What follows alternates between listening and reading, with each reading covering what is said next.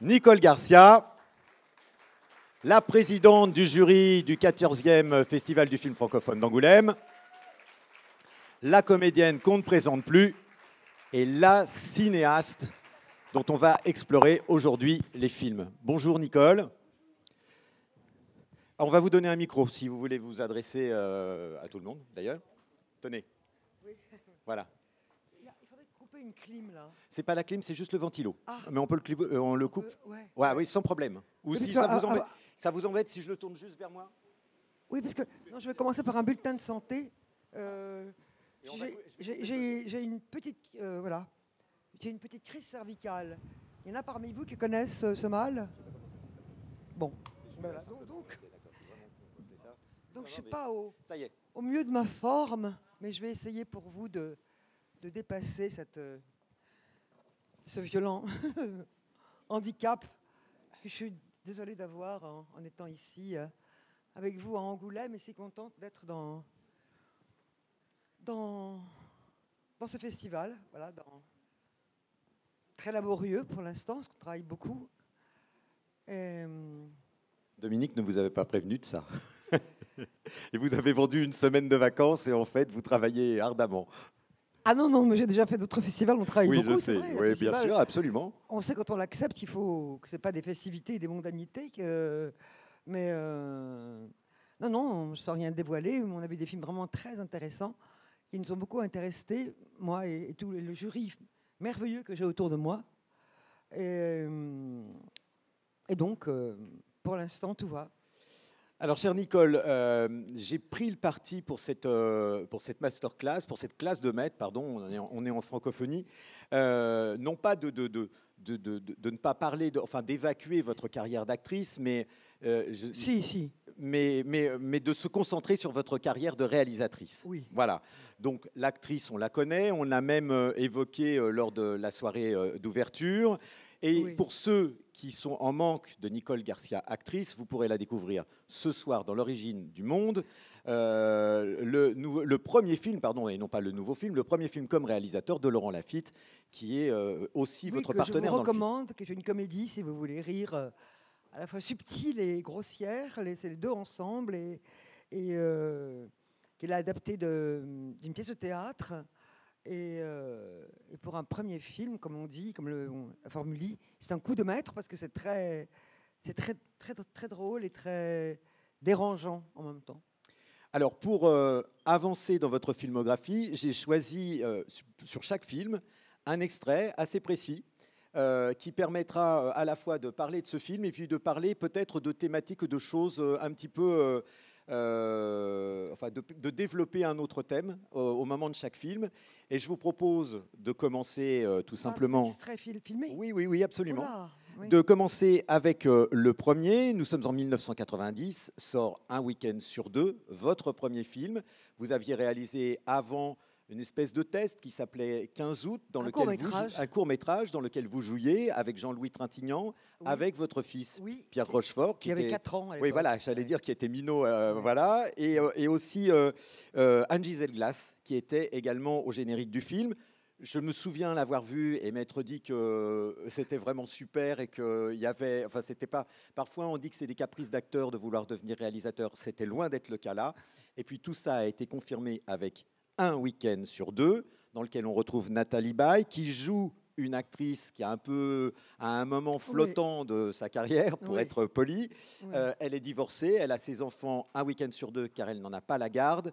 Et le week-end où elle a la garde de ses enfants, c'est un week-end où elle doit aller faire un ménage, comme on dit. Enfin bref, elle doit aller présenter, elle veut aller faire Patrick Fabre dans une soirée.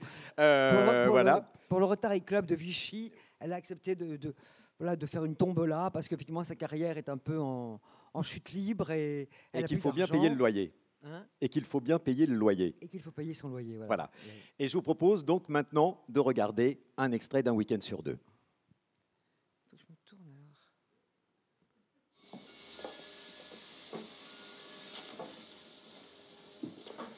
Vichy, ici Vichy. Ça va ?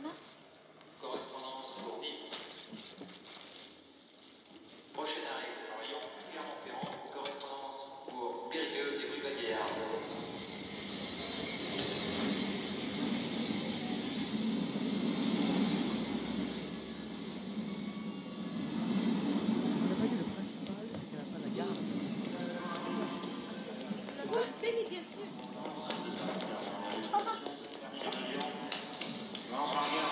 êtes allemand?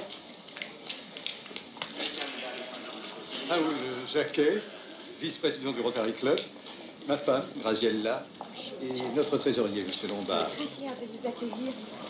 Bienvenue à Vichy. Ah oui, petite photo.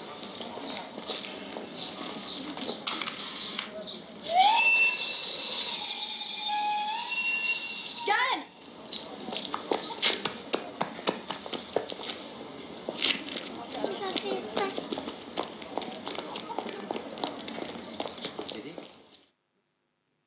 J'ai choisi cet extrait parce que je trouve que comme entrée en matière, là, c'est quand même assez fort. Ça raconte quand même à la fois... enfin, vous êtes une actrice, vous passez, vous changez de statut, vous devenez réalisatrice, vous filmez une actrice, vous filmez en même temps la solitude de cette femme seule sur ce quai de gare avec ses enfants. Je pense on dit toujours que dans un premier film, il y a beaucoup de choses de soi. Là, je pense qu'il doit y avoir quand même pas mal de choses de vous. Peut-être je me trompe, mais à vous de nous dire. Oui. Voilà. Autre question? Non. Non, sûrement, quand on est actrice et qu'on met en scène pour la première fois, comme en portrait de femme, une actrice un peu sur le déclin, une actrice, comme beaucoup d'acteurs et d'actrices, dans une difficulté... voilà, d'être. Pour être plus clair, ce film, au tout départ, s'appelait Un week-end sur deux, qui n'était pas un titre que j'aimais beaucoup, et je voulais l'appeler Quelques jours dans la vie de Romy Schneider. Parce que Romy Schneider avait toujours représenté pour moi une actrice qui s'est un peu brûlée en tant qu'actrice, qui s'est. Après elle, les metteurs en scène qui l'ont fait tourner, qui l'ont magnifié, dont elle a magnifié les films, ont continué à tourner, à vivre, et elle, il y avait quelque chose qui s'est consumé, qui était trop difficile pour elle à tenir. Je ne sais pas si c'est quelque chose entre sa gloire, sa vie privée, mais enfin, et je trouvais qu'il y a souvent chez les actrices et les actrices stars, disons, quelque chose d'un peu tragique, comme ça. Il y a des exemples beaucoup dans le monde du cinéma américain. Et je trouvais que dès le départ du film, cette actrice qui a moins d'argent, qui doit faire comme ça des cachets dans l'Allier pour le Rotary Club, et qui se double en plus, c'est peut-être ça encore aussi qui m'était très personnel, d'une séparation d'avec l'homme dont elle a 2 enfants. Et c'est lui qui en a la garde. Il n'a pas supporté la séparation, et elle a cédé cette garde.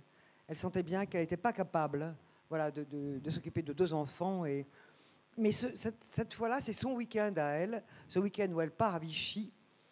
Et le mari, qui essaie toujours de la récupérer, quand les enfants sont à Vichy avec elle, lui dit « Mais c'est incroyable, tu n'es pas capable de t'occuper d'eux à Paris, je viens les rechercher immédiatement, tu n'es rien, tu n'es pas une mère, tu n'es pas... » Voilà, enfin, et à ce moment-là, il est à peine fini ce gala de tombola au Rotary Club, elle fuit avec eux. Et c'est l'histoire de cette fuite avec les 2 enfants. Et jusqu'à ce que le petit garçon la trahisse et rappelle le père. Mais, et c'est vrai qu'il y a beaucoup de choses qui sont déjà dans mes films, même dans mon tout premier court-métrage. C'est quelque chose autour de la famille qui est important, et quelque chose aussi de la trahison. Comment les gens trahissent. Une angoisse chez moi très forte sûrement. Mais bon, on en parlera plus tard. Qu'est-ce qui vous a... parce que justement, vous disiez, les actrices, les acteurs connaissent souvent, voire tous, à un moment de carrière qui est plus flottant, oui, etc. Vous, c'était tout sauf le cas, à l'époque où vous devenez réalisatrice. Il y a un metteur en scène très célèbre qui a dit que, oui, que le chômage a été inventé par le métier d'acteur, tellement c'est difficile, dans cette intermittence dont on parle tellement beaucoup, d'être cet intermittent qui attend tellement tout du désir de l'autre. Moi, donc, j'ai eu cette chance, c'est une chance, oui, qu'après le conservatoire, non, j'ai eu un moment un peu difficile où je ne travaillais pas tellement, même ayant eu un prix au conservatoire et tout ça. Mais après, j'ai renoué avec le théâtre et je n'ai jamais cessé de jouer au théâtre. Et le cinéma est arrivé après me chercher au théâtre. Et puis en plus, en tournant tout de suite avec des grands. Je veux dire, la liste est assez Mais on a dit fantastique. qu'on ne parlait pas de mon... Non, d'actrice, hein. on parle pas de ça. Mais ce que je veux dire, c'est que d'où est venu ce besoin? Parce que souvent, vous venez d'en parler, il y a l'acteur est dépendant du désir des autres. Vous étiez désiré. Vous étiez, voilà. Enfin, j'ai connu ces années-là. Je découvrais les films. C'était super. Vous étiez une actrice en vogue, et vous décidez de passer à la mise en scène. C'est quand même, qu'est-ce qui déclenche ça? Est-ce que c'est les réalisateurs avec lesquels vous avez tourné? Vous êtes dit peut-être qu'on est mieux de ce côté-là? Je ne sais pas. Non, je pense que autant être actrice, c'était pour moi comme l'effet de ce qu'on appelle une vocation. C'est-à-dire qu'à 13 ans, je me suis dit, en rentrant du lycée, oui déjà, un jour je serai actrice, sans bien du tout savoir quelle vie et à quoi quelle vie... et même sans savoir concrètement ce que c'était, parce que je chahutais au matinée scolaire, donc ce n'était pas une identification, une révélation que j'ai eue à voir des acteurs en scène, c'était sûrement entre moi, et je l'ai déjà dit, mais je pense que j'avais du mal à parler dans ma famille, et je pense que le fait de dire des textes, de parler donc à travers ces textes, était pour moi l'échappatoire pour la manière d'arriver à m'exprimer, et d'abord à travers des textes. Et puis, j'ai dû épuiser ce désir-là, épuiser aussi le fait de chercher le regard des autres, de séduire beaucoup, de chercher à séduire énormément, et le désir à la fois mystérieux et impérieux d'écrire une histoire est arrivé de manière beaucoup plus souterraine, et pas du tout en regardant les metteurs en scène avec qui je travaillais. Peut-être après, quand j'y pense, peut-être en voyant Alain Resnais. Mais c'était... je m'y suis risquée comme ça un jour en voyant dans un magazine une photo d'une maison à louer, que j'ai louée sur l'Atlantique. Et je m'étais dit, je vais filmer mon petit garçon dans cette maison. Et je venais de me séparer justement de son père. Et un ami m'a dit, mais qu'est-ce que tu sais où tu vas faire ça? Tu vas mettre ça sur une étagère. Écrivons plutôt, je vais bien t'aider à écrire une histoire. Et j'ai écrit cette histoire de 15 août. Et je l'ai tournée. J'ai eu un plaisir très moyen à le tourner. J'ai dit, ben voilà, maintenant, je sais ce que c'est que de dire moteur, coupé, voilà, je sais ce que c'est. Mais comme j'avais eu, et je suis repartie au théâtre, mais comme j'avais reçu des subsides de France 2, il fallait bien que je monte le film. Et le montage, alors, a été l'écriture qui m'a vraiment... qui était vraiment la véritable révélation dans le cinéma. Le tournage est entouré de 2 écritures au cinéma, celle du scénario, et après peut-être la plus effective, et même le désir inconscient du metteur en scène et sur le film est la plus forte, c'est l'écriture du montage. Et c'est cette écriture-là qui m'a bouleversé quand je l'ai rencontrée. Vous parlez écriture, vous avez souvent sur vos films des collaborateurs, des co-auteurs prestigieux. Vous avez travaillé avec Fieschi, avec Duperron même, avec votre autre fils, Frédéric Bélier-Garcia, pardon.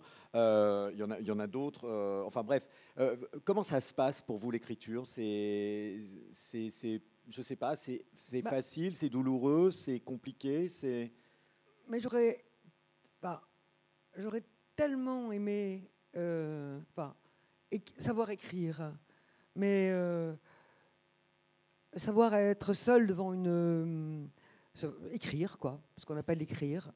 Mais je pense beaucoup, je rêve beaucoup sur un film, je bricole toute une histoire, un récit, en caractérisant des situations, un personnage, mais après, une fois que j'ai cette boule-là de ce que je veux raconter, j'ai besoin de la mettre, j'ai besoin d'échanger et de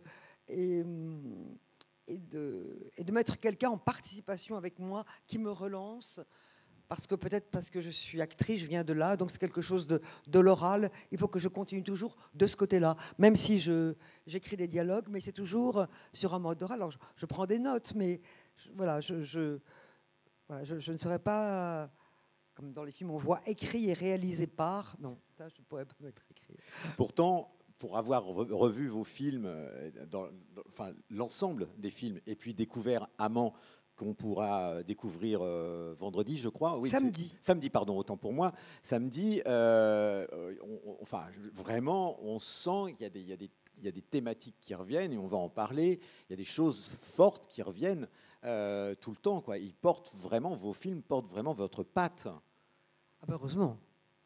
Oui, mais mais certains. Non, mais c'est fort. D'autres, des fois, c'est peut-être. Non, mais par faut exemple, chercher. la grande qualité que je trouve avec Jacques Fieschi, avec qui je travaille beaucoup en dehors de ses grandes qualités de scénariste, c'est qu'il a par rapport à moi comme j'ai l'impression qu'il m'accouche, qu'il me sort de maïeutique, Ouais. qu'il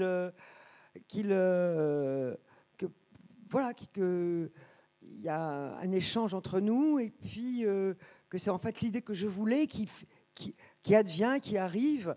Et sauf pour Amant, dont l'idée est venue de lui. Sinon, les autres films que j'ai écrits sont tous... l'idée première, le thème, la thématique, les personnages principaux, ou même dans les livres que j'ai adaptés, Thomas de Pierre, de Milena Agus, ou L'adversaire d'Emmanuel Carrère, ce sont des livres que j'ai trouvés et où je trouvais qu'il y avait quelque chose pour moi dans ces livres-là. Donc il y a bien quelque chose qui m'est très, très personnel. Et puis après, à la mise en scène, après, on est vraiment...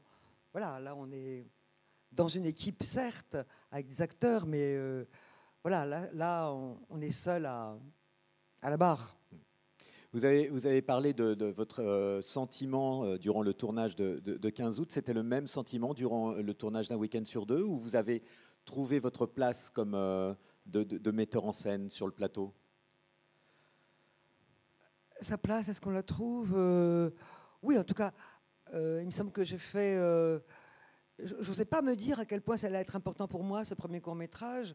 Alors quand j'ai fait un week-end sur deux, je le voulais, je l'ai beaucoup travaillé, je me lançais comme ça dans la...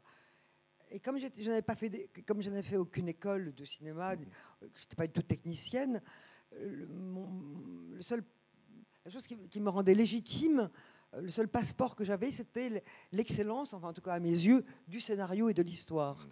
Et je le présentais au producteur, en pensant que c'était une histoire qui valait la peine de s'incarner. Le film avait, en tout cas dans mon souvenir, avait été extrêmement bien reçu. Oui. Comme je me suis permis de dire dans le petit montage qu'on a montré à la cérémonie d'ouverture, vous avez été instantanément considéré comme cinéaste et pas du tout comme... C'est-à-dire on a vraiment le sentiment, je l'ai découvert comme tout le monde à l'époque, enfin je travaillais déjà, mais on avait vraiment le sentiment que vous arriviez sur la place comme cinéaste et non pas comme parfois ces acteurs qui font ça un peu en dilettante, quoi.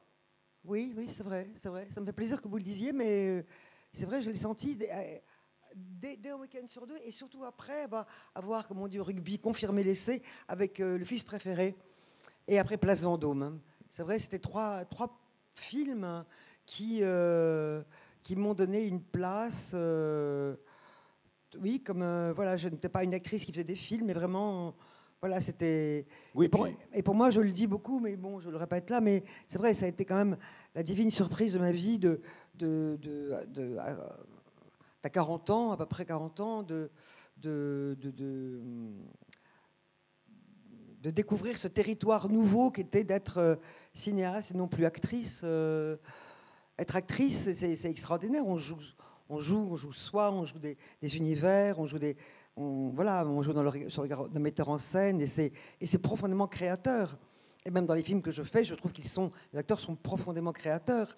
Mais passer à la mise en scène, c'est autre chose. Je pense que c'est comme pour les gens qui écrivent aussi. C'est en même temps une maîtrise. On dit quelque chose sur son angle à soi, petit, grand, profond, de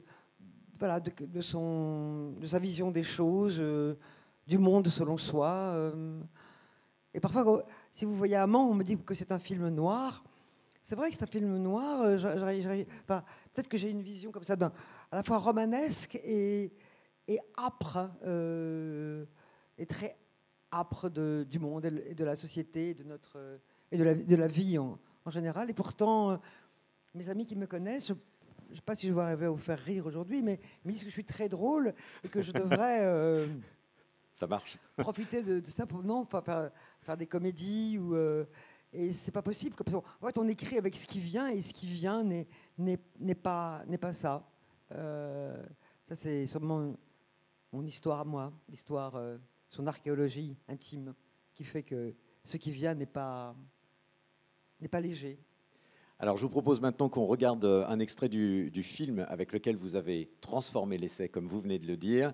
C'est donc Le Fils préféré, qui est sorti en 1994 et avec un casting assez exceptionnel. On regarde un extrait.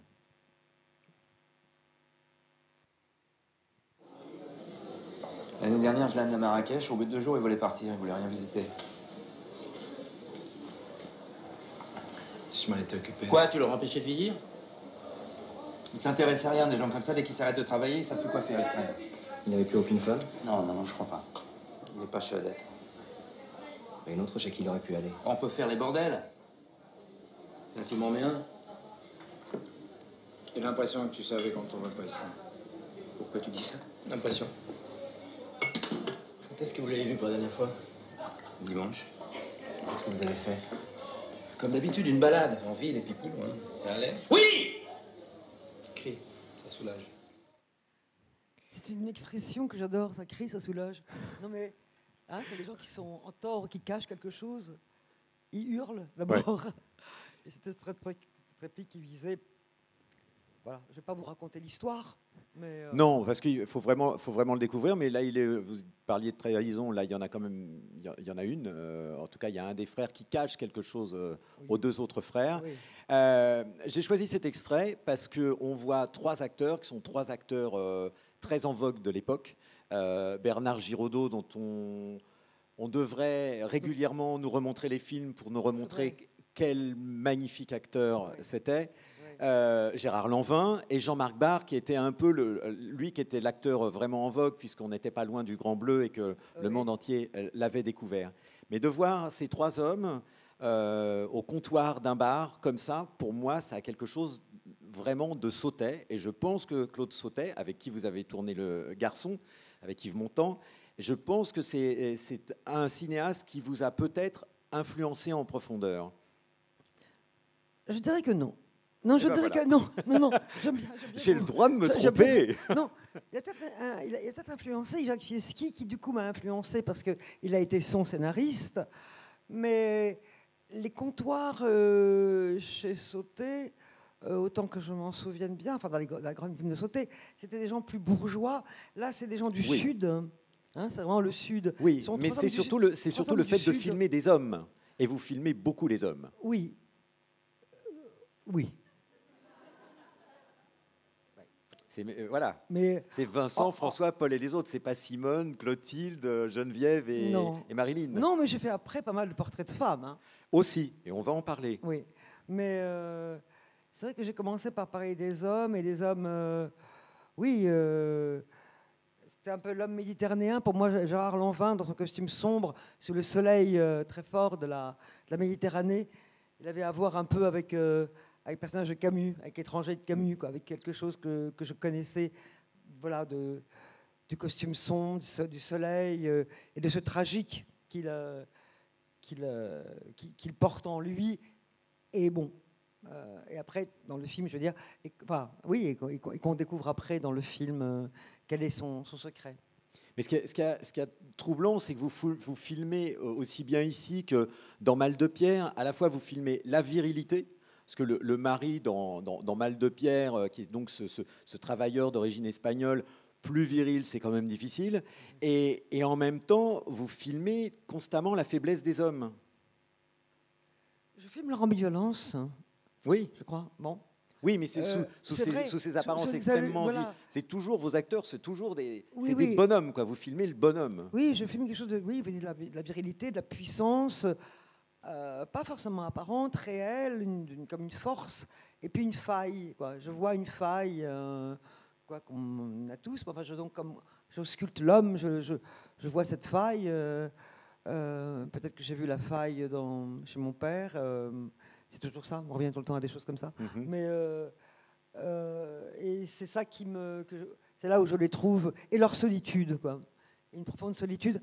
Donc dont ils savent moins se débrouiller que les femmes, quoi. Quand les hommes sont seuls, ils sont vraiment seuls. Les femmes, il me semble, ont toujours des manières de trouver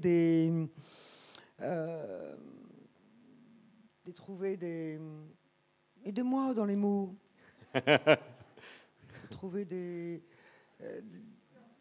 hein? Subterfuge. Ah, subterfuge. On essaie subterfuge. Non, des compagnies avec d'autres, des amis, des amitiés, des... Voilà, alors que dans l'homme seul, il y a quelque chose de très bouleversant pour moi. Alors, les hommes, vous les avez donc filmés de la façon qu'on vient d'évoquer, mais vous avez choisi des acteurs à chaque fois. Donc là, il y a Gérard Lanvin, Bernard Giraudot, Jean Bacbar, mais par la suite, vous avez filmé Dutronc, Bacri, Paul Vorne, Magimel, Daniel Auteuil, Vincent Lindon, Jean Dujardin, votre fils, Pierre Rochefort, à 4 ans et puis plus tard, François Cluzet ou là, Pierre Ninet, et à nouveau Benoît Magimel. Rarement, vous travaillez 2 fois avec le même acteur. Il y a Jean-Pierre Bacri, il y a Benoît Magimel, il y a... Bernard Fresson. Bernard Fresson, c'est vrai. Et... peut-être aussi qui jouait le rôle du mari de l'ex-mari de Nathalie Baye. Vous n'avez pas tourné 2 fois avec lui? C'était cet acteur d'origine. Oui, voilà. Ah non, une seule fois. Une seule fois, autant pour moi. Mais vous avez envie d'être, je ne sais pas, surprise par ces acteurs à chaque fois que vous les filmez. C'est peut-être pour ça que vous passez d'acteur en acteur ou... Mais non, mais c'est quelque chose de beaucoup plus simple et beaucoup d'acteurs m'en veulent et même avec certains j'ai même voilà, des éloignements un peu amers de leur part parce que c'est vrai mais que je comprends d'ailleurs. Moi quand j'ai un film avec donc Alain Resnais, Monde d'Amérique, le film d'après il m'a pas engagé, j'étais très triste. Ouais. Je comprenais pas pourquoi, j'avais été tellement formidable, pourquoi il allait chercher Sabine Azema, vous voyez. Puis en plus de film en film. Bah ouais. Mais bon, donc je comprends la tristesse qu'on peut ressentir, mais c'est vrai qu'il y a certains cinéastes qui ont des troupes. D'ailleurs, René, après aussi, on a eu une petite troupe, mais, ou gens comme Desplechin. Mais moi, j'écris un personnage et c'est tellement délicat, difficile, que j'attends tout du casting idéal pour l'incarner. Donc... je vais chercher dans les acteurs que je connais, dans les acteurs, voilà, l'acteur qui est au plus proche de ce personnage que j'écris. Et puis c'est vrai qu'il y a un érotisme chez moi, je m'en rends compte à prendre souvent, puisque vous avez cité beaucoup d'acteurs connus, à prendre un acteur désiré par tous et de contrevenir les choses, et de le transformer et de l'amener ailleurs, en partant de ce désir qu'il provoque chez les autres. Comme vous avez fait notamment avec Jean Dujardin, on en reparlera. On a parlé des acteurs, parlons des actrices. Regardons un extrait de Place Vendôme. Ça ne s'est pas passé tout à fait comme ça. Avec la paire d'émeraudes à Perret, Carillo a fait une bague très belle. Et il l'a mis en vente à son stand à la foire de Hong Kong. Mais le type qui le filait, qui travaille pour Berberian, joue au client et admire l'émeraude et lui dit qu'il cherche plutôt une paire. Continuez l'histoire. Oui. Et il dit, j'ai encore une plus belle. Et il sort carrément l'autre de sa poche. Il était fait. Comment un homme comme ça, qui est un vieux marchand rusé, peut se laisser pincer aussi facilement? La vanité, la clé de ce métier.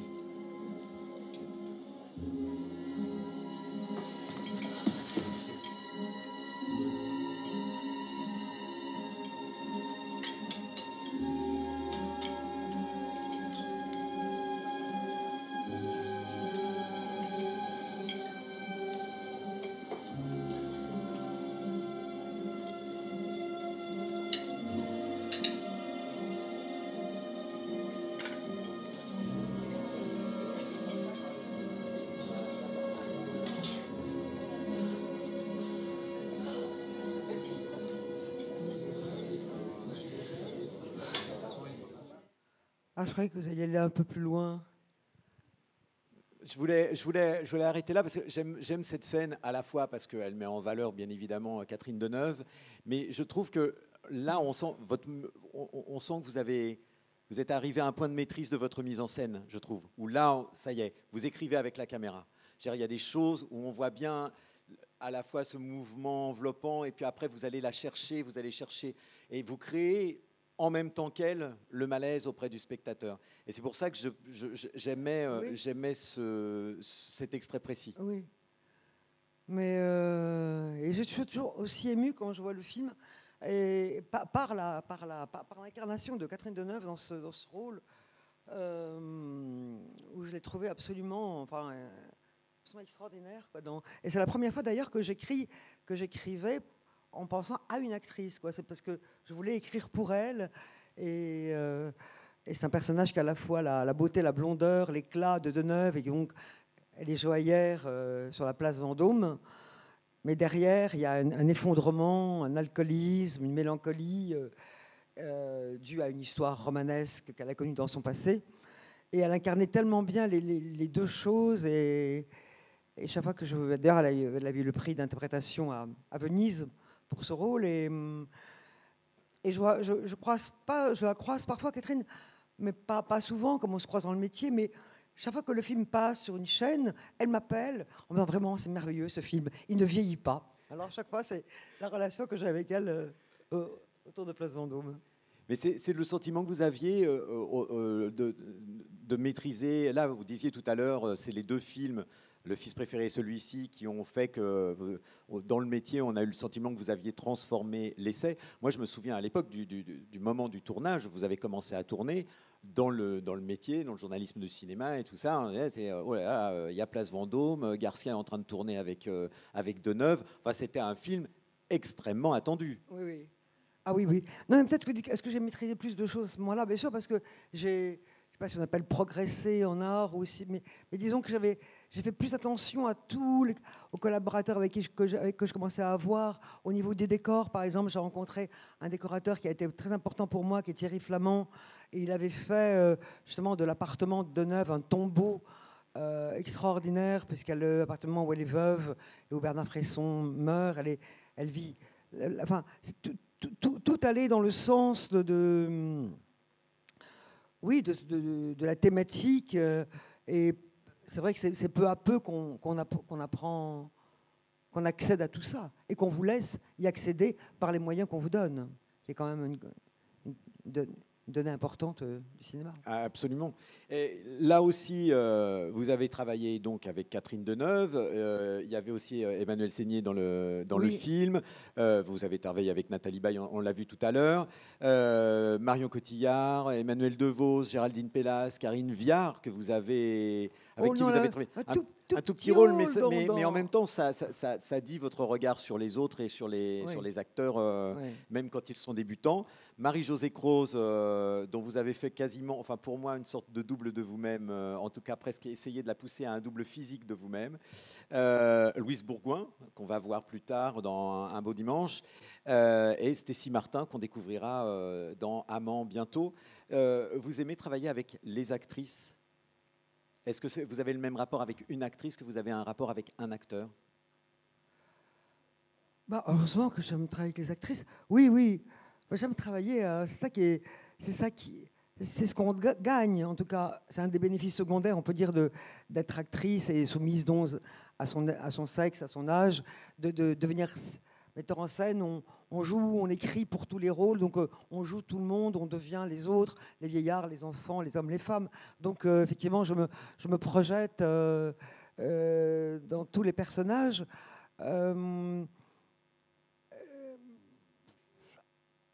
Non, je pense que souvent, c'est peut-être plus facile pour moi souvent de travailler avec un acteur parce que eux, ils oublient très vite que je suis une actrice. Et donc, comme en tout cas dans les premiers temps du film, ce qu'on appelle, je dirige entre guillemets ou sans guillemets beaucoup, jusqu'à ce que l'acteur prenne un peu la hauteur, enfin disons où je pense que le rôle doit être joué. Ils n'ont aucune défiance ni méfiance. On me sent de Hauteuil dans dans l'adversaire, il me disait, bon, montre-moi, fais-le, assieds-toi. Voilà, il copiait comme ça sans avoir de problème par rapport à ça. Alors que les actrices, surtout les actrices de ma génération, comme ça a été le cas au début avec Nathalie et Baye et Catherine surtout, c'était un peu comme, par moments, comme effectivement, si je rentrais un peu sur leur plate-bande, voilà. Mais maintenant, comme je prends souvent des actrices plus jeunes, voilà, moi ne l'étant plus, c'est plus un problème. Alors, vous venez d'évoquer Daniel Auteuil. En 2002, on découvre au Festival de Cannes, si mes souvenirs sont bons, L'Adversaire, que vous avez adapté d'après Emmanuel Carrère, pardon, que vous avez coécrit avec Frédéric Bélier-Garcia et Jacques Fieschi, tous les Jacques trois. Fieschi, absolument. Et vous y présentez donc ce personnage interprété par Daniel Auteuil. On regarde.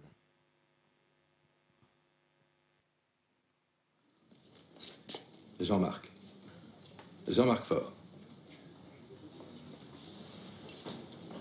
Tu me reconnais pas? Michel Philippot. Si, ça va. J'étais pas sûr que c'était toi. Tu es en vacances, hein? J'avais des courses à faire à Lyon. Passe à mon cabinet, là. C'est à 2 pas. Tu le prends pas? Si. Mais il paraît que tu donnes des cours aussi à Besançon? Dijon. Alors tu connais Lantier? Il a une chaire de neurologie à Dijon. Je l'ai croisé. Ah, c'est marrant. On partage le même cabinet.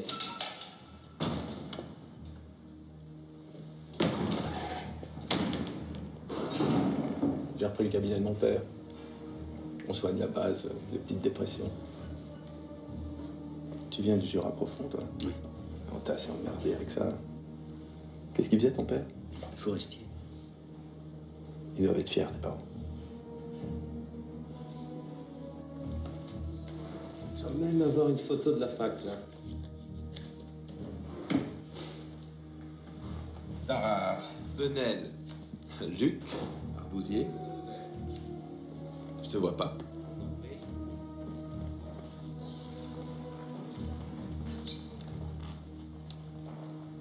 Oui, mon vieux. Tu connais Jean-Marc Faure? Il est chargé de cours à Dijon. On a fait l'hosto ensemble à Claude Verdun. Sauf l'internat, non? Bonjour.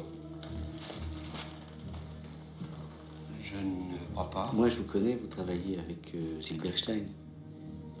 Moi, je suis plutôt dans l'annexe depuis les inondations de l'année dernière. On ne peut plus entrer par la rue Tisserand, le parking de la fac est bloqué. On n'a même plus accès à la bibliothèque et aux archives. Ah oui, c'est un tel bordel là-dedans. Docteur, Madame Perrin est là. Fatalement, on va se revoir.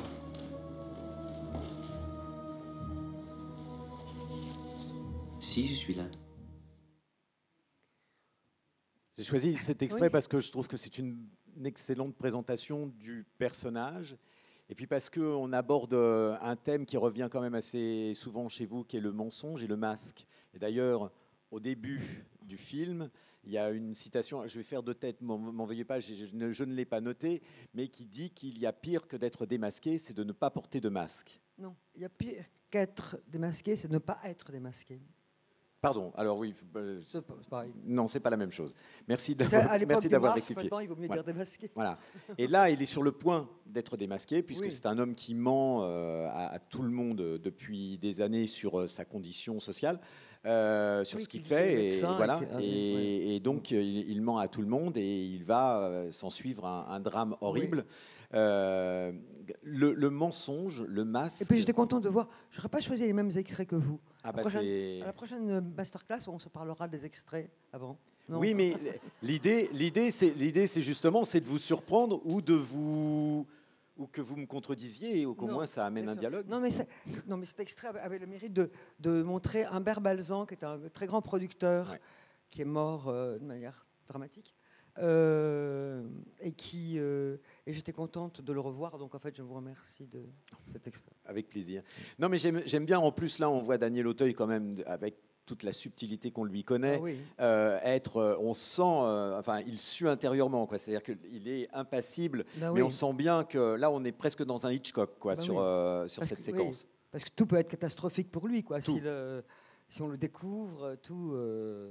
On se demande même, parce qu'il disait qu'il travaillait donc à l'OMS, à Genève, qui était tellement proche de Il n'y a pas de portable à l'époque, mais sa femme ou n'importe quel de ses amis serait venu demander le docteur Roman, parce que donc c'est bien de Roman qu'il s'agit. À l'OMS, on aurait dit non, il n'y a pas de docteur Roman, et toute l'histoire s'arrêtait là. Mais personne, il avait mis autour de lui une sorte de barrière, un monde de fumée qui faisait que personne n'osait le traverser, quoi. Sa grande folie, elle était là. Enfin, la réussite de sa folie. Si on peut dire. Ouais. On ment beaucoup dans vos films. Ça vient d'où? Non, on ment pas. On ment. On ment. On a des secrets. Oui, mais par exemple...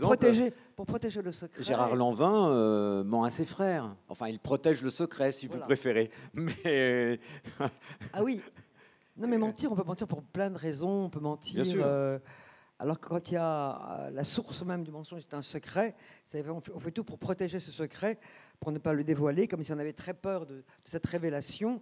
Et est-ce que ça s'appelle du mensonge? Mais on peut aussi mentir par amour, comme le mari de Marion Cotillard dans Mal de Pierre, où il lui ment pendant des années pour cette raison absolument sublime finale qu'il dévoile, quoi, qui est une espèce de preuve d'amour hallucinante. Il lui ment, ou plutôt il la laisse dans sa folie. Il ne déchire pas le voile de sa folie. Il ne déchire pas sa... c'est elle qui ment, c'est pas lui. Mais enfin, il semble accréditer. Elle se ment à elle-même et lui, enfin, voilà. Mais tout ça pour son bien, quoi. Donc, oui. Mais c'est quand même ça parcourt quand même vos films. Oui, c'est vrai. Parce que c'est pareil dans Un balcon sur la mer, le mensonge est là, et les apparences aussi. C'est qui... là, il veut ressembler à un médecin, il veut ressembler à cet homme. Et dans Un balcon sur la mer, on va en parler, il y a une femme qui ressemble à une autre femme, ce qui est aussi très Hitchcockien. Oui. Ça, je m'étais inspiré d'un roman de Murakami pour cette histoire.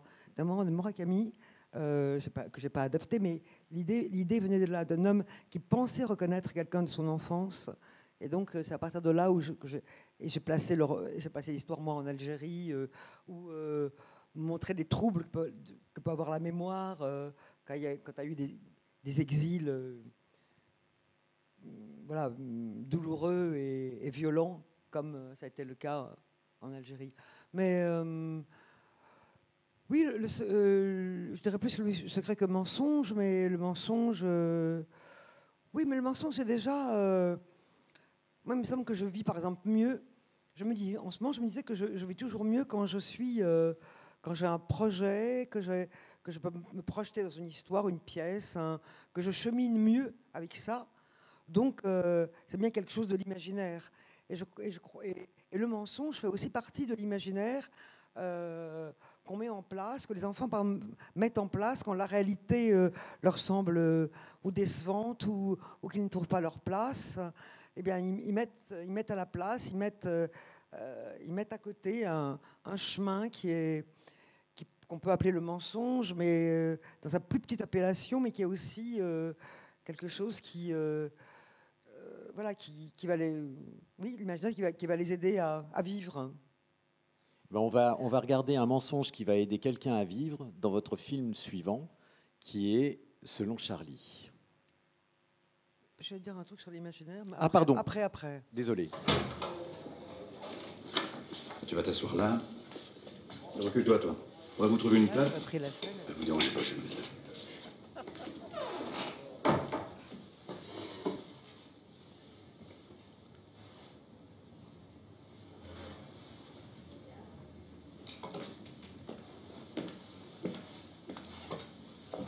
C'est à toi, ça? Oui. Et le monsieur, là, tu le connais? Non. Et pourquoi tu étais là-bas aux eaux vives? Je jouais. Mais c'est loin de chez toi, les eaux vives. Oui. Et à quelle heure tu l'as perdu ton boomerang? 2 heures.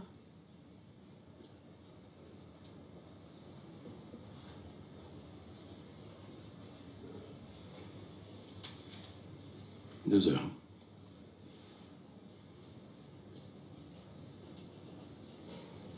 Je note 2 heures. T'es sûr? J'ai regardé ma montre. Et tu la portais hier, ta montre? Il la porte toujours sur lui. Mais là, on peut pas comprendre. Du témoignage de cet enfant dépend la liberté de cet homme. Oui, mais pourquoi c'est si important? C'est que cet enfant vient... c'est compliqué. Non, cet enfant...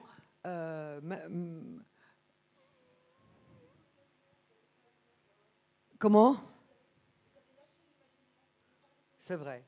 Merci. Oui. Vrai. Mais on va Non, non, il y a une phrase très belle non, parce qu'on parle d'imaginaire. Il y a une phrase très belle de Borges qui dit que l'imaginaire est non, enfin, disons que la source de l'imaginaire, la source la plus importante de l'imaginaire, c'est la mémoire. Et c'est vrai qu'après, c'est pour ça qu'on dit qu'est-ce qui vient de votre vie, c'est qu'il y a une mémoire qui est l'humus, le terreau vraiment de l'imaginaire. Enfin, voilà, ça ne vient pas de rien, l'imaginaire, ça vient de quelque chose qui est soutenu par une mémoire, autant celle qu'on met, peut-être qu'on peut à côté au mensonge, ou celle qui nourrit, qui fait les films. Qui font vos films, mais ça parce que la mémoire, on va en parler après. Là, parlons juste de l'enfance. Cet enfant, le film s'intitule Selon Charlie, l'enfant est au cœur du film, mais dès 15 août, vous filmez votre fils. Dans Un week-end sur 2, il y a des enfants. Même si le fils préféré, certes, ce sont des adultes, mais ce sont quand même les 3 enfants de ce père. Même là, dans Amant, Stécie Martin a quand même un rapport à son père qui est important. L'enfance est importante dans le film, ou en tout cas le statut d'enfant, même quand on est devenu adulte, de quand même rester l'enfant de quelqu'un. Oui, c'est vrai. L'enfant avec, vous voulez dire plus encore avec les ascendants qu'avec ses descendants. L'enfant, oui, comme si on trouvait effectivement justement sa mémoire, son imaginaire à partir de ce qu'on a vécu et le terreau que ça a fait. Mais enfin bon, en même temps, je ne suis pas la seule. C'est beaucoup de cinéastes qui racontent ça, non, les rapports de relations.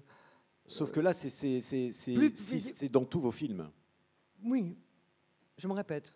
Non, on a le droit de creuser, oui, ben oui. On a d'approfondir, bien sûr. Oui. Oui, c'est vrai.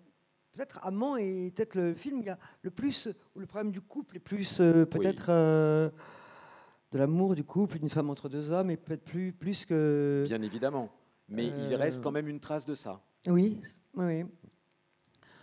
Pourquoi? Parce que j'interroge peut-être beaucoup ce rapport tellement fondateur, tellement voilà cette première trace qu'on porte à tout jamais et qu'on retrouve toujours dans notre vie, qu'il était une réussite ou une mal réussite ou quelque chose, mais on le transporte avec soi et on le retrouve dans sa vie, dans toutes sortes de vies, dans sa vie privée très intime, et aussi il est très formateur, il est très... Oui. Vous voulez que je dise autre chose là, je sens. Non, du tout. Non, vous m'offrez, je pense, une transition toute trouvée pour parler d'un balcon sur la mer, parce que l'enfance et le souvenir formateur, c'est vraiment au cœur de ce film que vous avez réalisé et qu'on a découvert en 2010. Un extrait.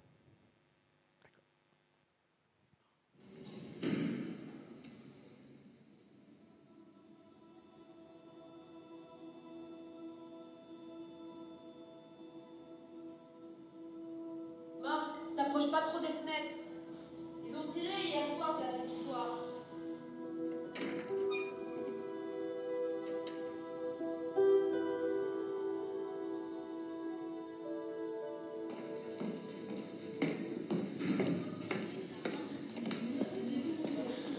Bonjour.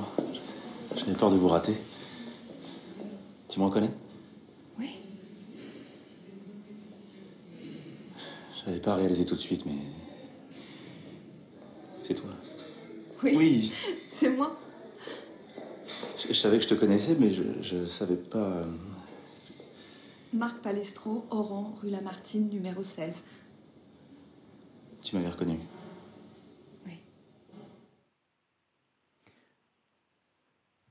Voilà, c'est un... Voilà. Marie-Josée Croze. Voilà, voilà, elle reconnaît, et lui, il croit la reconnaître. Il était amoureux de la petite fille blonde, voilà, qui habitait en face. Qui était la petite amie, la camarade de celle que l'on voit maintenant. Une camarade avec qui il faisait quand même un petit peu de théâtre, hein, à l'école. Oui, mais après, qui était la fille du commerçant, et puis elle, la petite blonde, était la fille d'enseignants qui étaient contre pour l'indépendance, et elle s'est fait tuer donc par le AS, et ça, il ne le savait pas quand il est parti, donc il la prend pour elle, et elle qui l'a toujours aimé, voilà, pendant un moment ne le dissuade pas, et donc cette non-reconnaissance et ces troubles de la mémoire, voilà, qui ont, à cause de cette histoire, voilà, dramatique de l'histoire, quoi. Mais là, il y a quand même, là, on a des. Tout à l'heure, on parlait d'un week-end sur deux, le fait que c'est une actrice, qu'est-ce qu'il y avait, à quel point il y avait de vous dans ce film. Là, dans Un balcon sur la mer, il y a quelque chose de troublant. Bon, d'abord, l'action se situe à Oran. Vous avez dit, elle est fils d'un commerçant. D'un commerçant. Vous êtes fille de quincaillier. Oui. Droguiste. De droguiste, pardon. Vous la faites, Marie-Josée, et pas du tout comme ça dans la vie. Vous la faites blonde, vous lui faites une coupe qui pourrait être la vôtre. Enfin, on a l'impression que vous projetez beaucoup dans ce film où je rêve, une fois de plus. Non, mais en fait, moi, je ne voulais pas parler de l'Algérie. Je ne voulais pas parler de l'Algérie. J'ai tourné le dos à l'Algérie très longtemps. Et il se trouve que Jacques Fieschi est aussi originaire d'Oran. Je ne le connaissais pas quand on habitait Oran, mais il est originaire d'Oran. Et quand j'ai eu l'idée de cette histoire, je voulais la situer dans un pays africain, au Nigeria, enfin un pays où il y avait eu comme ça des difficultés d'exil d'Européens. Enfin, et il m'a dit après il m'a dit, mais pourquoi on ne parle pas maintenant de l'Algérie? Il trouvait que j'avais des évitements qu'il trouvait absurdes et qu'il fallait oser aller faire des repérages là-bas, retourner dans la ville et en parler. Et voilà, c'était bien, je l'ai fait, mais c'était pas ce qui était le plus important pour moi. C'était encore une fois. Enfin, disons que j'étais content de retourner en Algérie, mais c'était une histoire. Si je devais parler un jour de l'Algérie, je parlerais pas d'un couple qui sépare d'enfants, tout ça que j'étais, non. Je parlerais de la douleur de l'exil qu'a ressenti mon père, qui est une douleur pour moi quand j'y repense encore, des années qu'il a vécues en France où il était malheureux. Donc, mais je ne vais pas faire pleurer l'auditoire avec tout ça. Mais c'était ça dont je parlerai. Vous avez décidé de raconter cette histoire du point de vue du personnage masculin, du point de vue du personnage interprété par Jean Dujardin. Vous auriez pu, pourquoi ne pas, enfin, vous auriez pu la raconter du point de vue féminin. Pourquoi avoir choisi de raconter ce point de vue masculin plutôt qu'un point de vue féminin? Vous voyez, parce que je ne suis pas complètement dans cette histoire, contrairement à ce que vous croyez. Ou peut-être que vous masquez. Peut-être. Non. Dujardin, qui est quelqu'un qui n'a... Enfin, lui, Jean, aucun rapport avec l'Algérie, qui est, je crois, du côté du sud-ouest de la France. Non, mais peu importe, qui connaissait rien, à qui j'ai fait donc découvrir Oran. Et donc, voilà, j'ai pris le... Oui, c'était lui qui racontait l'histoire, c'est à lui que l'histoire arrivait, mais le trouble, le dédoublement, c'est un peu comme une sorte de, très modestement, comme un truc de vertigo. Il croit voir quelqu'un, il croit reconnaître quelqu'un, et ce n'est pas elle. Moi, c'est ça qui m'intéressait, que le cadre soit l'Algérie ou autre chose, en fait. Bon, c'était pas ça qui m'importait. Mais quelqu'un qu'on croit être l'autre et qui ne l'est pas. Voilà, cette mutation du regard, ce trouble, cette erreur, cette erreur que fait l'imaginaire parfois par rapport à la réalité et dans laquelle on s'engouffre. Hein, c'est ça que je trouvais un vertige. Le film d'après, c'est Un beau dimanche, que vous tournez, qu'on découvre en 2014, avec votre fils, donc Pierre Rochefort, et Louise Bourgoin. Et j'ai l'impression que c'est un film que vous avez voulu peut-être plus léger, plus... Je ne sais pas. J'ai l'impression, en tout cas, qu'il y a quelque chose où vous aviez besoin de faire ce film et peut-être de casser un petit peu l'image qu'on commençait à avoir d'une certaine Nicole Garcia, réalisatrice. Je ne sais pas, on va en parler. En attendant, regardons un extrait, si vous voulez bien. Je crois que c'est bon. Disons que c'est un acompte sur ce dont je t'ai parlé. Non. Le reste, j'en veux pas. T'en veux pas? Non. Il n'est pas là, Baptiste? Mais qu'est-ce qu'il fait toujours là, cet enfant? Attends, je sais de comprendre là. Ta part, t'en veux pas? Non. Toi, ce que tu veux, c'est te balader d'un patelin à l'autre, enseignant intermittent. Oui, pourquoi pas. Apprendre quelque chose à des êtres qui savent encore rien. En quoi c'est méprisable. Oui, je peux rester instit. Ou je peux reprendre aussi l'astrophysique. Ou je peux tenir une baraque à frites, en quoi ça te dérange? C'est une vie d'infirme, ça. Putain, j'aurais mieux fait de partir avec les autres. Et toi, ta vie, c'est quoi? Une chambre d'hôtel? Une banque? Moi, je fais de l'argent, et j'en ferai encore, et je t'emmerde. J'ai choisi cet extrait parce que souvent, il y a quand même l'idée de la classe sociale, de l'ascension sociale, de l'argent est souvent là. Et là, je trouve qu'on ne peut pas mieux résumer que cet extrait avec donc Pierre Rochefort et Benjamin Laverne qui n'est pas encore connu. Hein, et Éric Ruff. Et Éric Ruff, oui, absolument, qui est celui qui est le grand frère qui donne l'enveloppe. Oui. C'est important pour vous cette chose de parler de l'ascension sociale, de la classe sociale, parce qu'il y en a. Ascension sociale, je sais pas, mais en tout cas, c'est vrai, et ça, je l'ai vraiment en commun avec Fieschi, de raconter tout le temps des mondes sociaux très séparés, des univers sociaux, de privilèges, ceux qui en font partie, ceux qui n'en font pas partie, de les opposer, enfin, tant qu'ils sont de faire flamber très haut leurs différences et comment on vit dans un et comment on vit plus difficilement dans l'autre. Mais de faire passer ça dans l'histoire, pas de manière, je ne sais pas dire militante, mais c'est une telle de le raconter que ce soit quand même comme la nappe phréatique un peu de tous les films à peu près que je fais maintenant, je m'en rends compte. Il y a cette division, cette marque entre deux mondes, et comment on les franchit, et comment effectivement, dans certains cas, par exemple, c'est un désir d'ascension, un désir de passer de l'autre côté, voilà, tout ce qui peut se jouer, comment dit-on, je cherche le mot là, enfin, tout ce qu'on peut jouer entre ces deux mondes, comme dialectique. Pourquoi j'aime bien dire dialectique? C'est réussi. Et alors, quant au fait de... Parce que c'est vrai qu'il y avait, je le disais tout à l'heure, quand vous avez tourné Place Vendôme, il y avait un effet d'attente par rapport à ce film, son casting, vous qui étiez cinéaste confirmé, et puis après, les films ont commencé à parcourir les grands festivals du monde. Enfin, déjà, Place Vendôme était à Venise, il y a eu Venise, Cannes, etc. Et on a l'impression qu'avec ce film-là, vous aviez envie peut-être de... Enfin, en tout cas, c'est l'impression que j'ai eue en le voyant. Je me disais, c'est un film qui me donne l'impression d'être plus léger, tourné de façon plus légère. J'ai l'impression qu'il y a plus de caméras à l'épaule, de choses comme ça. Et qu'en plus, les autres films, vous êtes avec des des castings très confirmés, des gens, des acteurs, les Dujardin, les Deneuve et tout ça. Là, vous tournez avec votre fils, qu'on commence tout juste à connaître, Benjamin Laverne pareil, Louise Bourgoin, qu'on a plus vu à la télévision qu'au cinéma. Qu'est-ce qui vous donnait... Vous aviez envie de cette fraîcheur-là ? Au-delà du fait que, bien sûr, ils correspondent au rôle. Voilà. C'est des gens qui correspondaient au rôle, qui étaient jeunes.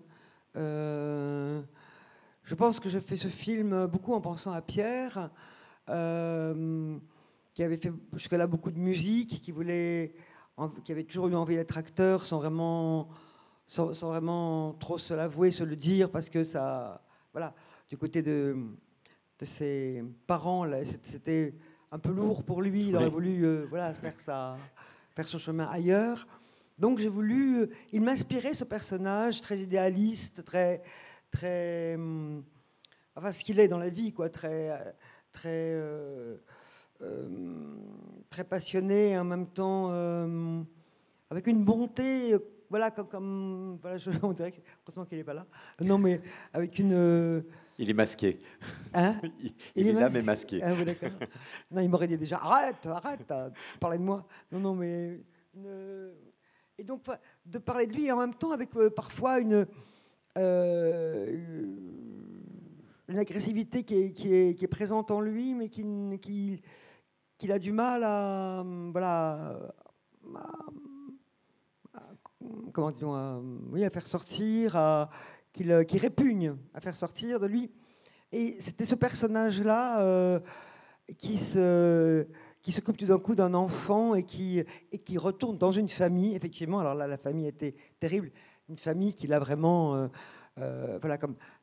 il faisait des études brillantes, tout ça, comme ça arrive souvent au bout de certaines années d'études, il y a une sorte de chute, de burn-out d'un élève qui a... voilà, qui est... Quoi ? Oui, non, j'acquiesce. Oui, voilà, qui peut après se réparer, mais qui pendant un temps... Et là, dans l'affolement général de cette bourgeoisie autour de Toulouse, ils l'ont enfermé, ils l'ont mis dans une sorte d'institut d'asile, et dont il s'est échappé. Et là, il revient uniquement par amour pour Louise Bourgoin, pour trouver cette somme dont elle a besoin et repartir après. C'était une histoire que je trouvais très... Et oui, mais c'est vrai. Mais donc, la forme était plus légère. Il n'y avait pas à mettre en place peut-être autant de choses que ce n'était le cas dans l'Adversaire ou Place Vendôme. Mais je pense pas l'avoir décidé en amont que ce serait comme ça. Je pense pas.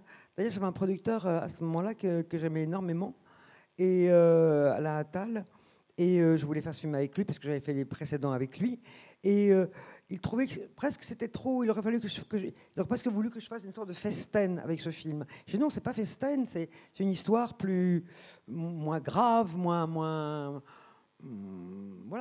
glauque.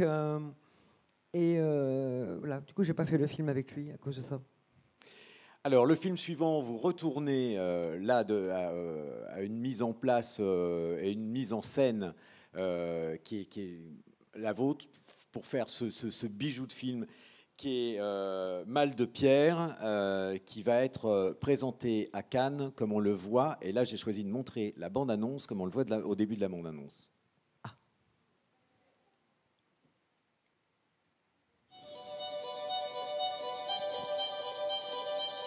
Nous serons nus. Je m'allongerai sur vous. Vous entrerez en moi. Vous êtes forte. Qu'est-ce que vous avez à me regarder là? Gabriel! Vous l'avez rencontrée, ma fille aînée? Oui. Elle est belle. Je ne vous mens pas, elle est malade. Elle n'est pas folle. Elle a besoin d'un homme dans sa vie. Vous voulez vous marier avec moi? Vous êtes fou. Je vous aimerai jamais. Madame Rabascal Gabriel, vous êtes là pour 6 semaines. Ce dont vous souffrez, c'est ce qu'on appelle la maladie de la pierre. Bonjour. Je fais la cure. Moi, je descends jamais. Avec des malades en bas. C'est le livre que vous lisez? Oui.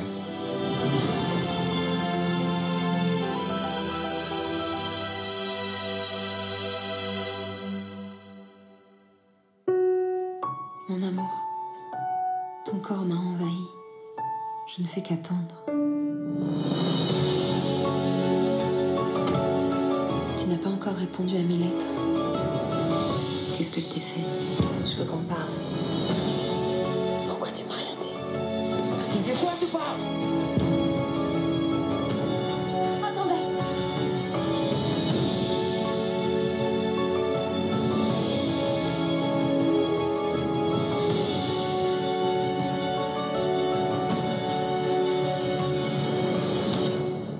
Qu'est-ce que je peux faire?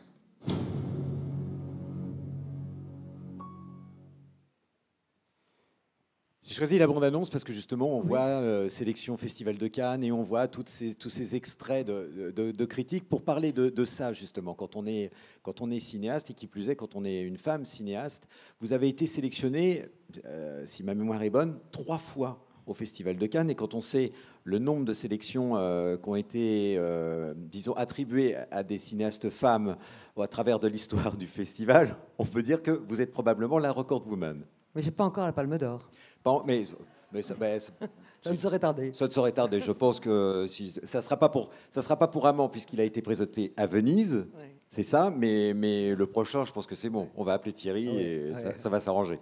Mais je salue dans la salle la présence de Catherine Leterrier, qui est créatrice de costumes, avec qui j'avais fait ce... Et qui a travaillé sur Mal de Pierre, et qui vous avait habillé dans Mon oncle d'Amérique. Absolument, et avec qui je voulais faire Amand, mais elle a préféré travailler avec Valérie Lemercier.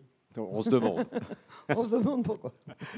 Les sélections dans les festivals, tout ce qui confirme, en gros, ce statut de cinéaste. J'ai même regardé, pour préparer, un thé ou café où on vous voyait, on vous présentait de dos au début, ce qui est complètement ridicule parce que votre voix est tellement reconnaissable qu'il aurait fallu la transformer pour que ce soit drôle. Et on vous demande profession et vous dites tout de suite cinéaste. Et vous y a un temps et vous dites et actrice. Donc tout ce qui, là, dit que vous êtes la cinéaste, ou veut dire que vous êtes la cinéaste que vous êtes, entre les sélections et les bonnes critiques, ça vous touche, ça vous fait quoi? Vous êtes sensible à ça? Bah oui. Tout. Mais bien sûr que je suis touché par... touché, enfin on est touché, et puis après on peut être aussi abîmé quand les choses, quand les critiques sont, voilà, mais touché par quoi vous dire, par une reconnaissance des gens oui. Bien sûr, oui, bah oui. C'est une reconnaissance que j'ai cherchée. C'est pas le fruit simplement de ce qu'on appelle une ambition. C'est tout un travail. Mais je vais dire une chose qui a l'air d'un cliché ou qui a l'air d'une chose un peu démagogique, mais c'est vrai que la plus grande récompense quand même que j'ai eue, plus encore que les critiques qui sont fluctuants à leur heure, c'est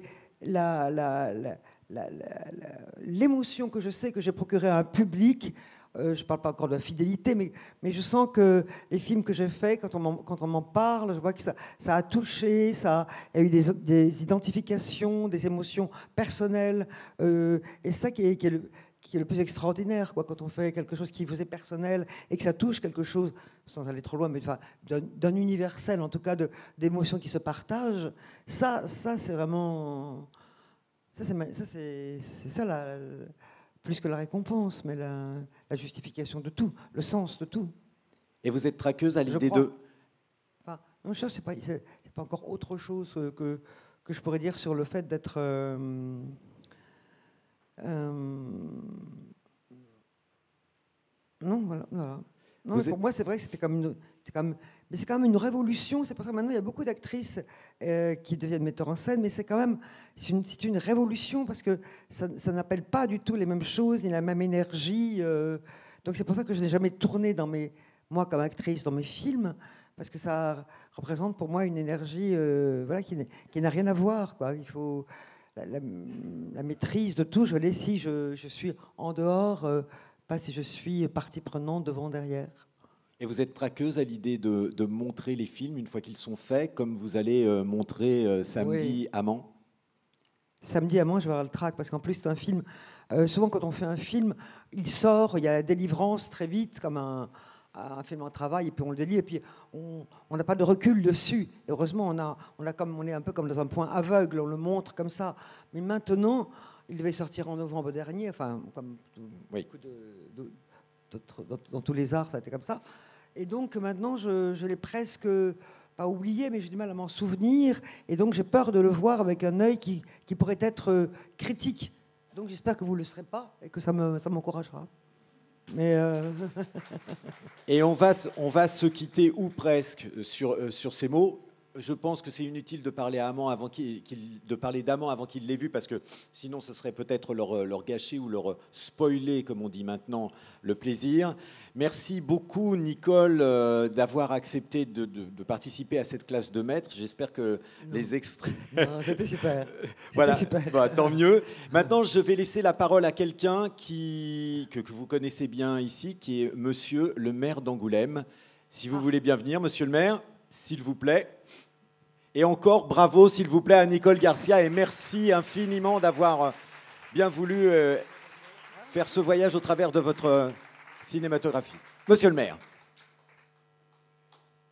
Merci Patrick.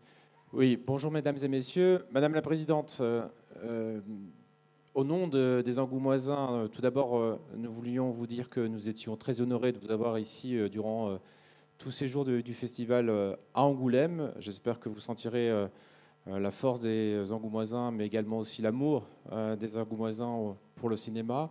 Oui. J'espère que vous aurez le temps de découvrir aussi la ville. Un peu la ville, voir que finalement c'est une ville qui ne s'endort pas sous ses lauriers, et ça serait difficile quand on a autant d'acteurs culturels, et je cite évidemment en premier lieu Dominique et puis Marie-France, qui ont toujours énormément d'idées. Donc Dominique, il est où d'ailleurs? Il est déjà assis. Merci à toi, Dominique. Vous faites partie de ces grandes personnalités du monde du cinéma, et vous avez évidemment une place toute particulière dans le cœur des Français.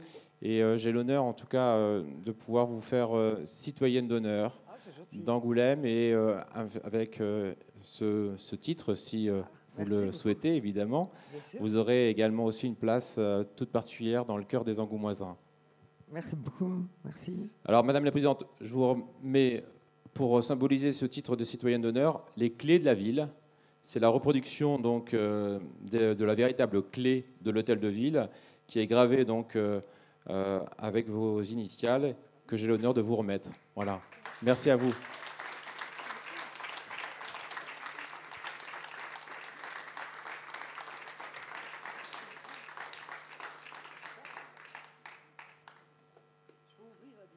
Hey. L'hôtel de ville. Merci beaucoup. Merci. Merci beaucoup. Au revoir.